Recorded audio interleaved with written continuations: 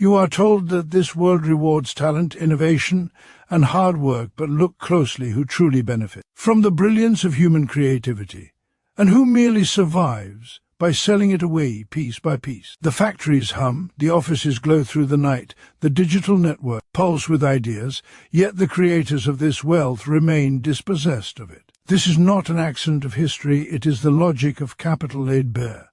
Human creativity is the most powerful force in society. It builds machines, composes music, writes code, cultivates land, and imagines futures not yet born. But under capitalism, this creative power is seized, disciplined, and transformed into profit for a class that does not create, but owns. Labor becomes a commodity, and the worker is reduced to a living instrument of accumulation. What should be the free expression of human potential is chained to wages, deadlines, and the relentless demand to produce more than one receives. Capital does not invent creativity, it captures it. It takes the worker's mind and body and subjects them to the rule of exchange. The product of labor confronts its creator as something alien, owned by another, sold back to society at a price that conceals exploitation beneath the illusion of fairness. This is alienation not merely economic, but human. The worker is separated from the product, from the process, from fellow workers, and ultimately from themselves. We are told that profit is the reward for risk and genius, yet profit is nothing but unpaid labor accumulated and crystallized in the hands of the few. Every innovation praised in the marketplace rests upon collective effort, generations of shared knowledge, and the coordinated labor of millions. But capital claims this collective achievement as private property. It crowns itself the author of progress while denying the masses the freedom to shape their own lives. In this system, even imagination is put to work. Art becomes content, knowledge becomes intellectual property, and communication becomes data to be harvested. Creativity is no longer valued for its human meaning, but for its capacity to generate surplus value. The worker is encouraged to be passionate, be innovative, be flexible, while remaining powerless over the conditions of their existence. Thus exploitation adapts its language, but not its essence. Yet history is not written by capital alone. The working class, bound together by shared conditions, holds within it a power greater than any machine or market. Workers create all value and therefore possess the latent strength to reorganize society itself. When they recognize that their struggle is not individual but collective, the spell of capitalist inevitability begins to break. The task before us is not to beg for kinder masters, but to abolish mastery itself, to reclaim creativity as a social force serving human needs, not private profit, to organize production around cooperation rather than competition, use rather than exchange, freedom rather than necessity imposed from above. This requires consciousness, solidarity, and action. It requires the working class to see itself as a historical force capable of transformation. Let the oppressed cease to view their exploitation as personal failure and recognize it as systemic theft. Let workers unite across trades, borders, and identities, for capital recognizes no loyalty but profit. In this unity lies the possibility of a society where human creativity is no longer drained to enrich a minority, but liberated to enrich humanity itself. The choice is stark and unavoidable. Either creativity remains enslaved to capital, endlessly producing wealth it will never own, or the producers rise to reclaim their labor, their time, and their future. History moves through struggle, and the struggle of our time demands nothing less than the reorganization of society on truly human foundations. Human creativity is the true source of all social wealth, because every object, institution, and system that sustains human life originates in collective human thought transformed through labor. Before there is capital, before there is profit, before there is ownership enforced by law, there is the human capacity to imagine, to plan, to shape nature according to conscious purpose. The raw materials of the earth possess no value on their own until human hands and mind act upon them, giving form, function, and meaning to what was previously inert. Roads, machines, languages, technologies, cultures, and sciences are not gifts from market or investors, but the accumulated result of generations of shared human effort. Under capitalism, this fundamental truth is deliberately obscured. Wealth appears as if it were produced by money itself, as if capital possessed a mystical power of self-expansion. Yet capital is nothing more than stored labor from the past, accumulated through exploitation and reintroduced into production to command living labor in the present. The creative force that animates society is not the owner of factories or platforms, but the worker who designs, builds, maintains, communicates, and innovates. Without this living activity, capital would remain lifeless, incapable of generating a single commodity or idea. Human creativity is inherently social. No individual creates in isolation, regardless of how strongly ideology promotes the myth of the lone genius. Every invention rests upon shared knowledge, historical experience, and cooperative labor. Language itself, the primary tool of thought, is a collective creation shaped over centuries. When a worker produces, they draw upon this vast social inheritance while contributing something new to it. Capitalism exploits this social character of creativity while denying its collective ownership, appropriating the results, and assigning them to private hands. This theft is not only economic but existential. When creativity is subordinated to profit, it is stripped of its human purpose and redirected toward accumulation. Workers are compelled to create not what is socially meaningful or necessary, but what is profitable. The measure of success becomes exchange value rather than human fulfillment. In this process, creativity becomes fragmented, repetitive, and constrained, reduced to tasks dictated by efficiency metrics and market demand. What could be an expression of human freedom is transformed into a means of survival. Even in its most advanced forms, capitalism cannot escape its dependence on human creativity. Automation, artificial intelligence, and digital technologies are themselves products of human ingenuity, built upon the labor of programmers, engineers, data workers, and countless invisible contributors. Yet these developments are presented as forces that replace labor rather than as labor condensed into new forms. The contradiction deepens as workers are told they are obsolete while being relentlessly exploited to sustain systems that exclude them from the wealth they generate. The ruling class benefits from portraying wealth as the outcome of risk-taking,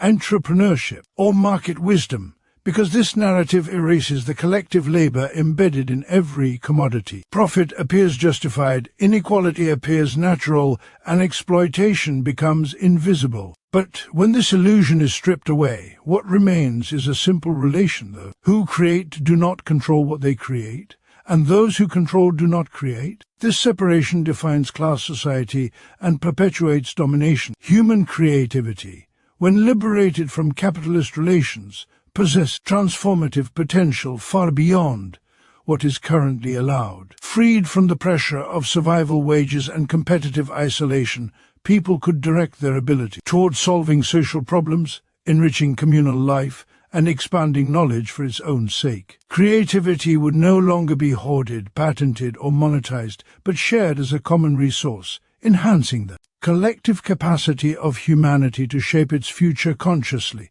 The struggle over creativity is therefore a struggle over power. To reclaim creativity is to reclaim time, autonomy, and social direction. When workers recognize that their labor is not merely a means to earn wages, but the foundation of all wealth, the ideological power of capital begins to weaken. This recognition fosters solidarity because it reveals that exploitation is not an individual misfortune but a shared condition imposed by a system that thrives on division. As long as creativity remains subordinated to capital, society will continue to reproduce inequality, alienation, and scarcity amid abundance. The contradiction between what humans are capable of creating and how little control they have over their creations will intensify, generating crises that expose the limits of the existing order. Within this contradiction lies the historical possibility of a new social arrangement, one in which labor governs production rather than being governed by it, one in which the wealth created by all is consciously directed toward the needs and aspirations of all, one in which human creativity finally recognizes itself not as a commodity to be sold, but as a shared power capable of reshaping the world itself. Capitalism converts collective labor into private profit by separating those who produce wealth from those who own the means through which production occurs. Every workplace, whether factory, office, field, or digital platform, operates through coordinated human effort. No commodity is the result of a single individual acting alone. It is the outcome of many hands, many minds, and accumulated social knowledge working together. Yet capitalism intervenes in this collective process and assigns ownership not to the producers, but to a small class that controls property, resources, and access to survival. This conversion begins with the commodification of labor itself.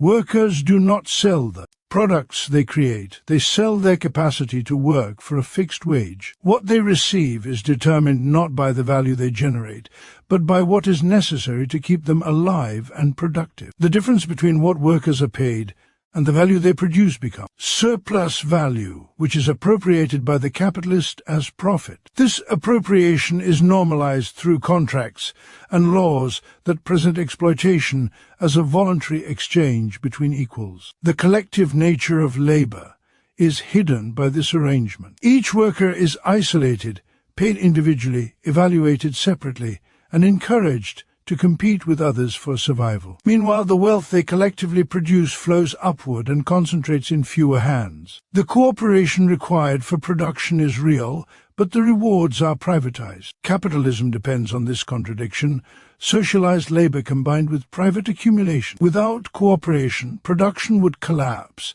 Without private ownership, profit would disappear. Private profit does not emerge because capitalists contribute equivalent labor. Ownership itself becomes a claim on the labor of others. Machines, buildings, platforms, and patents are treated as sources of value, even though they are merely the frozen results of past collective labor. When these are used to command living labor, capital appears productive, but only because it dominates the conditions under which work takes place. Profit flows not from innovation or risk alone, but from control over access to livelihood. This system reshapes how people understand work and value. Workers are taught to see wages as compensation for effort, while profit are portrayed as rewards for intelligence, foresight, or bravery. The social origin of wealth disappears behind individual success story. Yet every profitable enterprise relies on infrastructures it did not create, skills it did not teach, and labor it does not fully pay. Capitalism feeds on cooperation while denying its social character. As capitalism develops, this conversion intensifies. Corporations expand across borders, supply chains stretch globally, and millions contribute to the production of a single commodity. The more collective labor becomes, the more extreme the concentration of wealth grows. A handful of owners claim the output of entire populations, while workers experience precarity, surveillance, and declining control over their own time. The distance between those who produce and those who profit widens, reinforcing class division. Even creativity and knowledge are absorbed into this process. Ideas generated collectively are enclosed through intellectual property laws, turning shared human thought into private assets. Workers are encouraged to innovate, collaborate, and solve problems, yet the fruits of their creativity are claimed by employers and investors. What is produced socially is owned privately, and what is needed collectively is distributed according to profit rather than human need. The injustice of this arrangement is sustained through ideology. Capitalism presents itself as natural, inevitable, and efficient, masking its historical origins in dispossession and force. Workers are told that inequality reflects merit, that poverty reflects failure, and that profit reflects contribution. These beliefs obscure the reality that capitalism survives by systematic transferring wealth from those who labor to those who own. Crises periodically expose this truth. When production halts, society realizes that workers, not owners, are essential. When profits fall, jobs disappear, revealing that human needs are secondary to accumulation. Yet once stability returns, the system reasserts itself, restoring the same relations under new promises and new technologies. The conversion of collective labor into private profit continues, not because it benefits society, but because it benefits a class whose power rests on maintaining this imbalance. Within this contradiction lies a growing tension. The more workers cooperate to produce wealth, the more visible their shared power becomes. The more profit concentrates, the clearer it becomes that ownership, not effort, determines outcomes. Capitalism cannot eliminate collective labor, because it depends on it, but it cannot fully acknowledge it without undermining its own foundations, and so it continues to extract, conceal, and justify, relying on division, necessity, and control to preserve a system where the many create and the few claim, where shared effort sustains private dominance, where social production feeds individual accumulation under conditions that appear ordinary, contractual, and unavoidable. Alienation separates workers from their own creative power by transforming living, conscious activity into something external, controlled, and hostile to those who perform it. What should be an expression of human capacity becomes an obligation imposed by necessity. The worker enters the labor process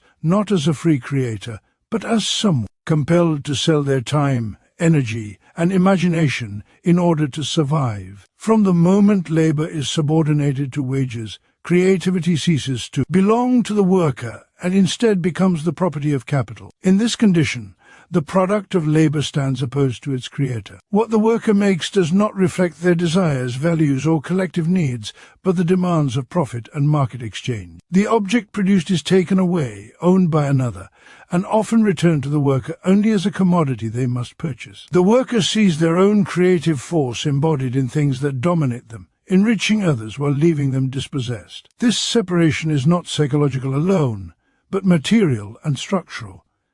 Alienation also shapes the labor process itself. Workers do not determine how, why, or for whom they create. Tasks are broken down, standardized, monitored, and optimized for efficiency rather than meaning. Creativity is reduced to compliance with procedures, metrics, and deadlines. Even when imagination is required, it is tightly constrained by managerial control and commercial goals. The worker becomes an appendage of systems they neither design nor command, performing fragments of a whole they cannot see or influence. This separation extends to the worker's relationship with other workers. Capitalism pits individuals against one another, fostering competition where cooperation is essential. Workers who rely on collective effort are encouraged to view each other as rivals for wages, promotions, or security. The social nature of creativity is suppressed, and solidarity is replaced by isolation. What could be a shared human project becomes a field of divided interests,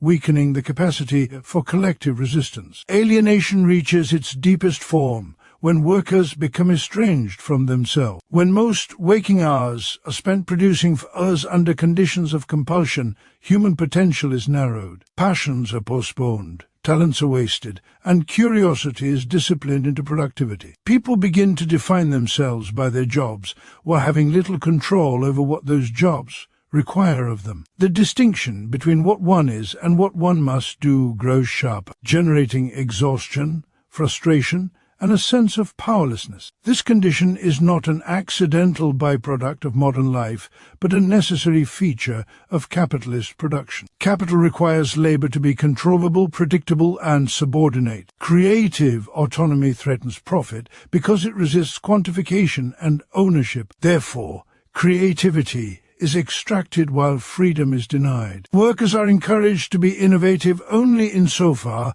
as innovation serves accumulation. When creativity exceeds these limits, it is marginalized, unpaid, or suppressed. Even in sectors that appear creative, alienation persists. Artists, designers, writers, programmers, and educators are told they are fortunate to do what they love, yet their work is still governed by contracts, platforms, and market pressures. Passion becomes a tool of exploitation, used to justify long hours, insecurity, and lack of control. The more workers identify with their creative labor, the more painful its alienation becomes as the system feeds on their commitment while denying them ownership. Alienation also distorts how society understands value. Activities that generate profit are elevated, while care, community, and cultural creation are devalued or rendered invisible. Workers internalize these judgments, measuring their worth through productivity rather than humanity. Creativity that does not fit market logic is treated as leisure, waste, or failure. In this way, capitalism narrows the horizon of what it means to create, reducing human richness to economic output. Yet alienation contains within it the conditions for awareness. As workers experience the gap between their creative potential and their lived reality, contradictions become visible. The recognition that one's abilities serve interests not one's own can generate anger, reflection, and resistance. When this recognition becomes collective, alienation loses its isolating power. Workers begin to see that their separation from creativity is shared, imposed, and therefore changeable. To overcome alienation requires more than personal fulfillment or individual escape. It demands a transformation of social relations so that creative activity is no longer bought and sold as a commodity. It requires collective control over production, time, and purpose, allowing human capacities to develop freely in cooperation with others. Only when workers reclaim power over what they create and how they create can creativity cease to confront them as something foreign. Only when labor becomes a conscious social act rather than a means of survival.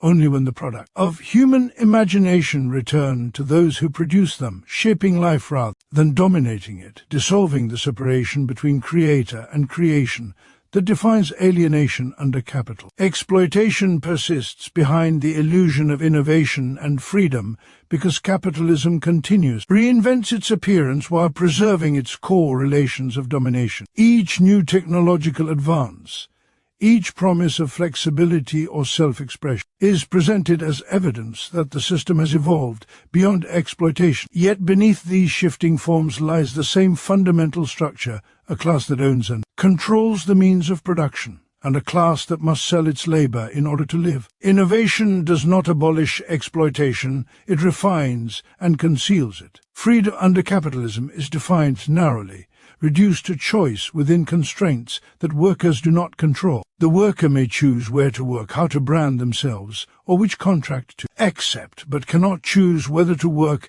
under exploited conditions at all. Survival compels participation, and necessity is mistaken for freedom. This coercion is rendered invisible by the language of opportunity, entrepreneurship, and personal responsibility, which reframes structural compulsion as individual decision-making. Innovation plays a central ideological role in sustaining this illusion. New technologies are celebrated as liberating forces that empower individuals, flatten hierarchies, and democratize access. Yet, these technologies are developed and deployed within capitalist relations that determine who benefits and who bears the cost. Automation increases productivity, but the gains flow upward while workers face job insecurity, intensified labor, or permanent exclusion. Digital platforms promise autonomy while enforcing constant surveillance, algorithmic control, and precarious income. The modern worker is often told they are no longer exploited because their labor appears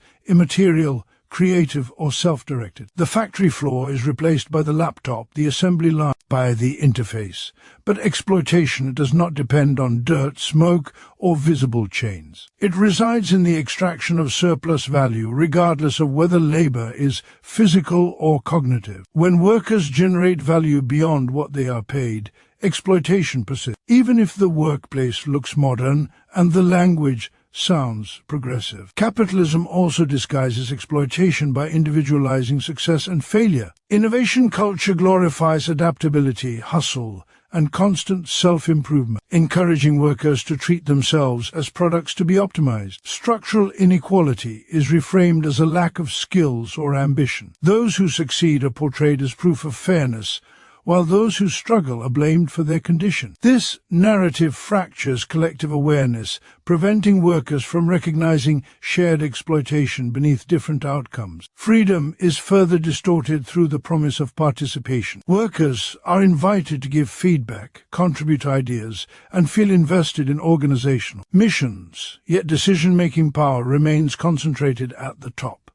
participation becomes symbolic rather than substantive. Creativity is welcomed only insofar as it enhances profitability. When workers attempt to challenge ownership, distribution, or purpose, their freedom abruptly ends. The boundary between acceptable innovation and forbidden transformation is strictly enforced. Exploitation also hides behind the expansion of consumer choice. The abundance of products and services creates the impression of prosperity and empowerment, while obscuring the conditions under which these commodities are produced. Workers are encouraged to identify as consumers first, measuring freedom by purchasing power rather than control over production. This shift weakens class consciousness by redirecting attention away from labor relations and toward market participation. Even resistance is often absorbed and neutralized. Capitalism markets rebellion, aesthetics of dissent, and the language of liberation, transforming critique into branding. Movements for autonomy and creativity are repackaged as lifestyle choices, stripped of their collective and structural demands. In this way, the system appears flexible and self-correcting while leaving its foundations untouched. The illusion of innovation suggests that exploitation belongs to the past, that progress naturally resolves injustice. Yet each advance intensifies the contradiction between socialized production and private appropriation. The more interconnected and cooperative labor becomes, the more extreme the concentration of wealth and power grows. The system depends on this contradiction while masking it through narratives of freedom and progress. Exploitation persists because it adapts. It no longer always commands through overt force, but through incentives, aspirations, and insecurity. Workers internalize the demands of capital, disciplining themselves in the name of opportunity. Control becomes diffuse, embedded in metrics, platforms, and contracts that appear neutral and inevitable. The system presents itself as the horizon of possibility, making exploitation seem like the natural cost of participation in modern life. To see through this illusion requires recognizing that innovation under capitalism serves accumulation before human need, and that freedom without control over labor is partial and fragile. When workers begin to question not only how they work, but why and for whom, the narratives of innovation and choice lose their power. What appears as freedom reveals itself as dependence. What appears as progress reveals itself as continuity. And what appears as opportunity reveals itself as exploitation, sustained by new forms, new technologies, and new promises that leave the underlying relations intact and unchallenged. Workers' unity is the force capable of reclaiming creativity and transforming society, because only collective power can confront a system built on collective labor, yet ruled by private control. Individually, workers experience exploitation as isolation, insecurity, and personal struggle. Together, they represent the totality of productive power that sustains society. Every industry, institution, and technology depends on coordinated human effort, and when this coordination becomes conscious and organized, it ceases to serve capital automatically and begins to reveal its own strength. Capitalism survives by fragmenting workers, dividing them by wages, status, nationality, gender, and occupation. This fragmentation weakens resistance and obscures shared interests. Yet beneath these divisions lies a common condition: the necessity to sell labor in order to live. Unity does not erase differences, but it recognizes that these differences are exploited to maintain domination. When workers identify their shared position within the system, creativity that has been isolated and commodified can be reconnected as a collective social force.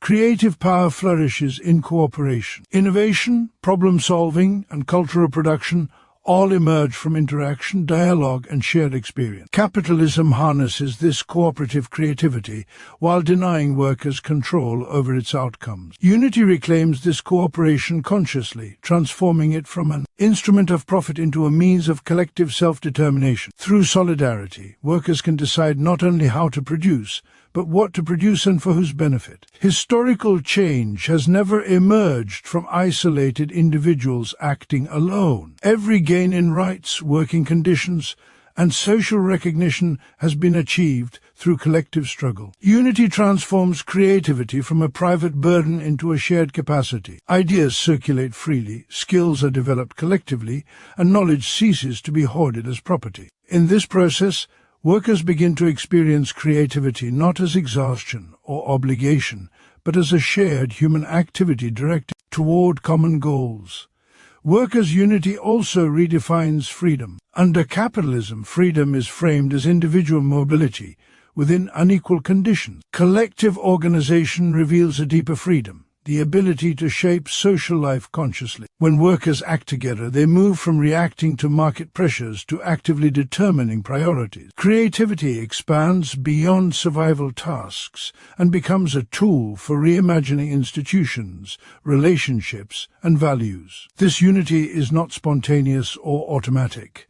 It emerges through struggle, education, and shared experience. As workers confront exploitation together, they develop class consciousness, recognizing themselves as a collective subject rather than isolated competitors. This consciousness is itself a creative act, producing new forms of organization, culture, and solidarity. Through unions, movements, and shared action, workers practice the kind of cooperation that prefigures a different society. Reclaiming creativity requires dismantling the separation between those who think and those who execute, those who plan and those who obey. Unity challenges hierarchical control by asserting that those who perform the work are capable of directing it. This assertion threatens the foundations of capitalist authority, which depends on portraying workers as incapable of self-governance. Collective action demonstrates the opposite, revealing competence,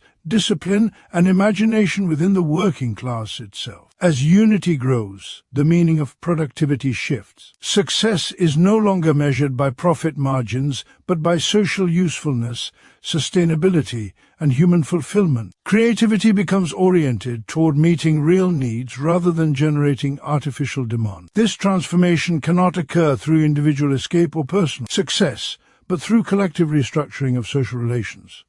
The power of unity lies not only in resistance, but in creation. Workers united can withdraw labor, disrupt accumulation, and expose the system's dependence on their activity. At the same time, they can build alternatives, cooperative forms of production, mutual aid, and democratic decision-making. These practices reclaim creativity as a lived reality rather than an abstract ideal.